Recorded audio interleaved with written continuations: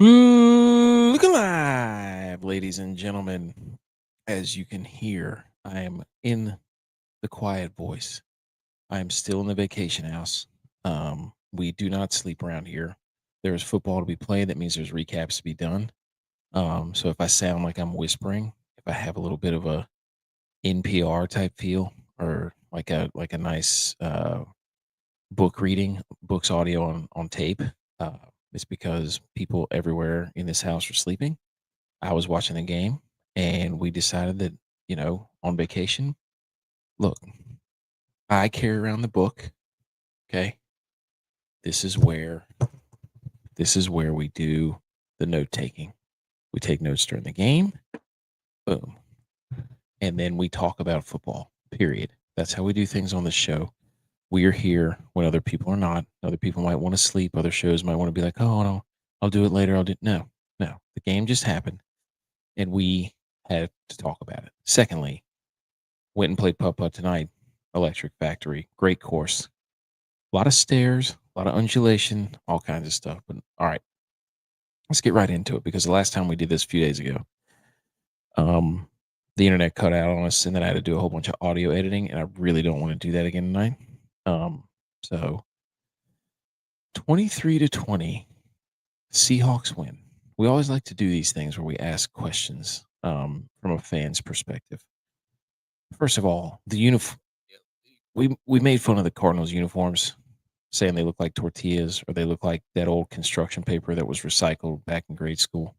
But I have to, and when you look at them on the field, those uniforms had an interesting contrast to the grass and even to the Seahawks uniforms because um, the Seahawks look like they were in HD and the Cardinals uniforms look like they were blurry. Like I remember whenever we were playing Nintendo back whenever I was a kid with my brothers, and we used to change the tint on the game so that the turtles would be different colors when we played Teenage Mutant Ninja Turtles. So that's what it reminded me of. It was a little off, but you know, it. I think looking up close, I was like, oh, okay, the colors, like the oranges and the reds, great football colors. We have to admit, we have to admit that was good. Um, but the big story of this, like the whole the game was terrible for I don't know 45 minutes like of actual game. Well, no, probably 50 minutes of gameplay. It was awful. The game was terrible. Um, Kyler Murray. I think the biggest story, if you're a Cardinals fan, your offensive coordinator stinks. It was so predictable. Kyler Murray only works scrambles only work whenever he's playing the 49ers, it feels like. It's unbelievable. Now, yes, I'm a 49ers fan. So if you're a Cardinals fan, I think the question you're asking yourself is what in the world took Kyler Murray and Marvin Harrison Jr. so long? Because everybody was roasting Marvin Harrison Jr. He had the the route where he stopped, what looked like he stopped on Kyler Murray's first interception. And then the second interception, he bobbled the ball and it popped up out of his hands. And there was a second interception. Both instances where they were driving, back crushing or bone crushing, back breaking mistakes. Um, so that's not great. And I don't know that there's people that look less satisfied playing football than Kyler Murray and Marvin Harrison Jr. combined. Like those two guys act like they don't, for the longest time, act like they don't like football. But I don't. I was looking up I went on a deep dive about who the offensive coordinator is for the Arizona Cardinals because I was like, this is bad enough where I'm having to look up offensive coordinators, and the guy's name is Drew Petzing, and the DVOA was 24th his first year. They got it up to 11th, and then they are not off to a good start because I don't know what they're doing. I don't know what they're doing on offense. It's very strange. I don't know if he doesn't trust Kyler Murray, but if you're a Cardinals fan, well, at least the game ended up being entertaining. And holy cow, that guy kicking it short of the landing zone. You got to be kidding me, Ryland. Come on. But if you're a Cardinals fan, I don't know if you feel good that they got going later or if you were like, where was that the whole time? Because the Seahawks defense is good. The Seahawks, I mean, their defense is legitimate. There's some stats here on the uh, Twitter thing that we'll get to here in a minute. Um, that it's just like their cornerbacks are outrageous. Like their ability to pressure the quarterback is insane, and then you pair that with elite cornerback play, crazy. But Campbell got hurt. Calais Campbell, he had a sack, he got hurt. But yeah, 23-20, game-winning field goal. I mean, I thought we were going to get overtime. Shout out to Dylon. He hit his prop bet. He had Sam Darnold. I think it was over like 225 passing yards. If you were listening last night, and if you're a Seahawks fan, if we're gonna flip the script to the Seahawks side, if you're a fan of the Seahawks, more importantly, before we get to the Seahawks, if you're a fan of the Niners, like me, how impressive is that win at Seattle on the road? Game 1, week 1. Huh? Brock Purdy going down there with Kittle out. Juwan Jennings gets hurt. I mean, basically, third string tight end, third string wide receiver. And they're out there winning football games in Seattle. So people think the Niners aren't back. If you're gonna rank Seattle up there in the top of the NFL power rankings, don't forget that week 1, the 49ers beat them on the road. Game-winning drive by Brock Purdy. Game-losing drive by Sam Darnold. See, that's the thing. That's what I was about to. If you're the Seahawks and you're the Seahawks fan, do you feel good about this? About your defense is outrageous. Kubiak knows how to get Jackson Smith and Jigba open. Timely throws by Sam Darnold. I think there was one in the third quarter. Hold on, get this out of here. It was in the fourth quarter.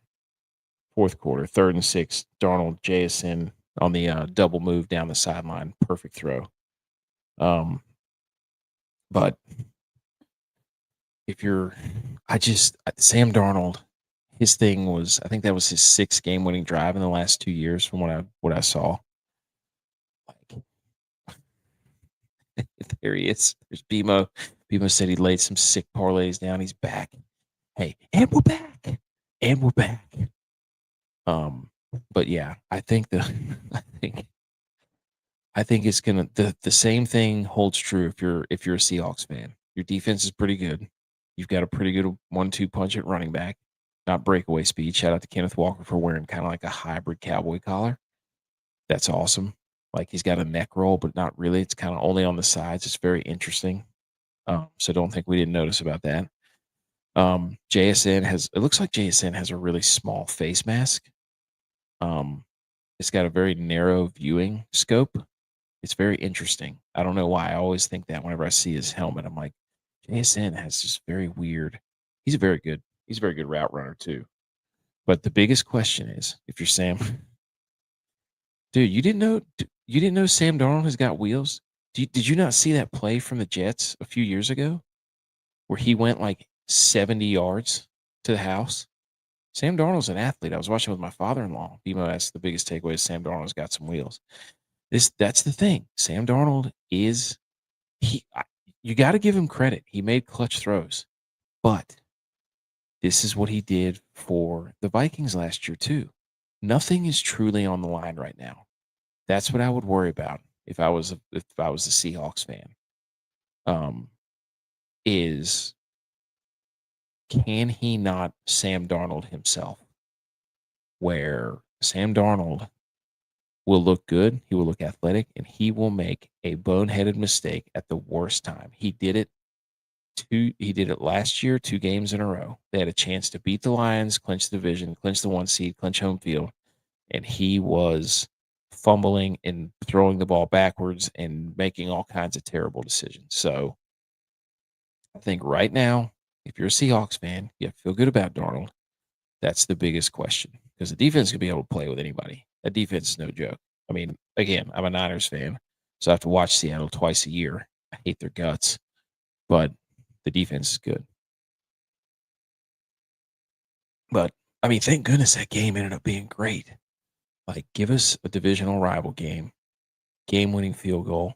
That was another one. I mean, we ended last week How good is the NFL? How freaking good is the NFL? Last week we got blocked field goals, return for a touchdown, blocked field goals that lead to upsets, that missed field goals, and then we come straight into week 4. Ryder Cup tomorrow, USA, J-Vi boots on the ground, and we've got America's new pastime, football, hitting game-winning field goals as time expires to kick off the week. I mean, just incredible. It's incredible. Football is the best. So again, here's a question I would ask that I wrote down.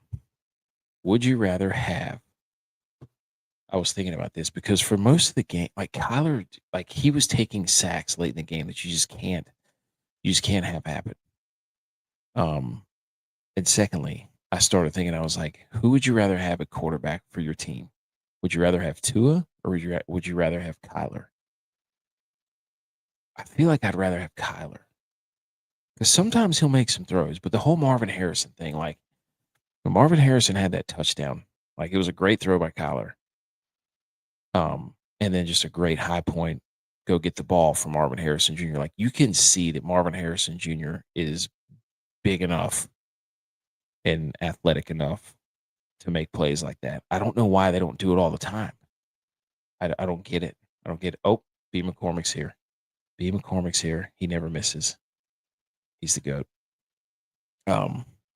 So yeah, I mean, people are going to look at like Colin Cowherd's going to get up there and lecture us about how great Sam Darnold is. Nobody denies that he can run. Nobody denies that he's got a big arm. His issue is, and Kubiak's got a great run, a very good complementary offense. You know, running the football, play action, so on and so forth. But Sam Darnold's issue is when the situation gets tense, he collapses, period. And you can tell me that it's a 6-game winning drive, this and that. That's great. Good. When things don't matter. That's all I'm saying. So I'm not being critical, but so I'm just saying. So in the first quarter, let's see. We had the Charbonnet. No, not in the first quarter. But yeah, that I looked up the Arizona's offensive coordinator, and that was interesting. So in the first quarter, let's go over the scoring plays. We had Ryland, he had a 33-yarder. Then you had the AJ Barner touchdown, tight end. Nice play design up the left side, 7 plays, 77 yards. Then to go 14-3 in the second quarter, you had that's what I'm talking about, B. McCormick. He just cashed 2 tickets, one in FanDuel, one in DraftKings. That's what I'm talking about. That's how you kick off week 4, baby. You kick off week 4. That's what I'm saying. Charbonnet had a touchdown run. So that was a 7-play, 90-yard drive, 2 minutes, 44 seconds. And then the third quarter, we're going to go to something here in a second that happened in the third quarter. That was not football. Well, that didn't involve the game. Jason Myers hit a field goal, 17-3. Arizona answered with another field goal, 17-6. And in the fourth quarter, Jason Myers again, field goal. Then you get the Marvin Harrison Jr. touchdown in the fourth quarter. Great throw, great catch by Marvin. That's just like he went up, high pointed the ball, and you're just like, man, that's what that guy can do. And then you had a missed field goal by Myers, which ended up leading to the DeMarcado touchdown. And then in the fourth quarter, that jabroni Ryland kicks it short. But also, whenever Marvin Harrison Jr. caught that touchdown pass, Kirk Herbstreit said, "What a throw by Aaron Murray, Georgia alum." So we obviously tagged him and said, "Nice touchdown, Aaron Murray." But he corrected himself to say Kyler. But with 5 minutes to go in the fourth quarter, Darnold had a nice throw, but that was on the same drive. That was the one to JSN down the sideline, third and 6, the money down, and then Myers missed a kick on that one, so that allowed. But if you're the kicker for the Cardinals, you just can't do that. Can't do it. Golly, hated for that guy. The second quarter, The second quarter, they were getting booed off the field. Cardinals are getting booed off the field. So rightfully so. They were terrible. And then they called a timeout with 2 seconds and ran some sort of wide receiver screen like they were about to do something. So complete joke. But that's pretty much the gist of the game. I mean, it started off like this is awful. Like these are supposed to be 2-1 teams, NFC West, best division in football, and then nothing for about 50 minutes. So, but it ended up being a great ending. That's what we needed to kick off the week. Let's take a look at some of the stats here. I love looking at the stats. First downs, it was pretty even, 20-18. Third down efficiency, same thing. Plays were 64-64. Total yards. Oh my gosh, I forgot I screenshotted the first half stats for the Cardinals. They were averaging less than 3 yards a play. And they had the ball for way longer than the Seahawks. They just couldn't. They're so inefficient. They don't do anything with it. They keep the ball forever, but they do nothing with it, or they turn it over. It was just I don't get it. Very strange. Um, Passing yards. I mean, that's right where the Cardinals were before the game, 164. I don't know if they have some metric they go by. It's ridiculous. Rushing, the Cardinals cannot rush the ball. Kyler Murray was the leading rusher. I'm pretty sure he had 40 yards. It's terrible. Seahawks ran for 155. Penalties were about even, 6-7. And then the Seahawks ended up having the ball for 5 minutes more than the Cardinals. And then the turnovers, it was +1 in favor of the Seahawks. Remember, the 2 picks, and then by the Cardinals, and then a fumble by the Seahawks. So, but this, then we have to hold on. We got to share this stab instead. This is what I was talking about in the third quarter. They put up the graphic of the 2018 first round quarterbacks that were drafted. It was Baker that was first. Sam Darnold was third to the Jets. Josh Allen was seventh to the Bills. Josh Rosen was 10th to the Cardinals. And then Lamar Jackson was 32nd overall. Like, why would they put Josh Rosen in there? That makes no sense. I don't get it. I mean, they just dunked on him. Whoever made that graphic obviously is a Cardinals fan, because they're like, watch this. We're going to get Josh Rosen so bad. But you go with Scotty, dude. B. McCormick, you go with Scotty every time. You've learned not to bet against Scotty in any golf competition. That's the move. But anyways, it's hilarious that you have these two quarterbacks that were taken higher, Mayfield and Darnold, that have kind of found their ways later in their careers and developed. And then you have Allen and Lamar, who've been with their teams the entire time, are like the faces of the league. And then you have Josh Rosen, who they threw in there, got drafted 10th overall. They didn't need to do that to Josh Rosen. Come on, man. Come on, graphics guy. Leave him alone. Leave him alone. So, still, I can't believe they did that. I like it. Let's do both. Do both. I'm in agreement with that. So quickly, just some box score. Let's see who. Kyler Murray led him in rushing. It just doesn't make any sense, dude. He took 6 sacks. The Cardinals gave up 6 sacks. You can't do that. You just can't do it. So, but that's what I was going to do. There was another. I had some next gen stats that we took off. This is what I was talking about. The Seahawks have 3 cornerbacks who rank top 5. This is from Next Gen Stats on Twitter, across several metrics according to our new coverage responsibility model. Witherspoon is the 4th lowest targeted since 2024. Tariq Woolen is the number 3 most time spent in tight coverage. That's a weird stat. And Job is number 2 in EPA when targeted through week 3. So they've got some dogs on the outside, the Seahawks do. It's unfortunate, but the Seahawks finished with 14 different defenders recording at least 1 pressure on Kyler Murray. Only 1 defender finished with more than 2, and that was in Nwosu. Murray's average time to throw of 2.37 seconds was his 4th fastest mark of his career. So they were, again, the Seahawks get pressure, period. So, and,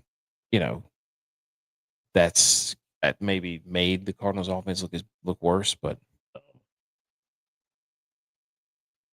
they got to be better. You can't be dropping balls, Marvin Harrison. So it's not like Carr was making the wrong reads. I feel like he takes bad sacks. Like we saw Lamar do it against the Lions the other day. So, um, but anyways, Seahawks win 23-20. I'm gonna get out of here. Last day of vacation tomorrow. Everybody relax.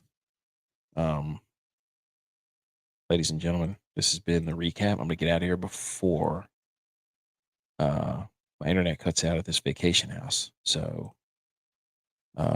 everybody have a nice Friday. It's been Friday for me for like 7 days. Go follow us on all the socials. We put up graphics, we put up polls, we put up our committee stuff for college football, for NFL, all that stuff. We'll put out our picks for actually one of our picks already hit. I forgot to put the graphic out, but if you listen to Wednesday's show, yesterday's show, you already know. Dylon, hot in the streets, ladies and gentlemen. Um, anyways, I'm gonna go to bed. Everybody have a wonderful Friday. Um,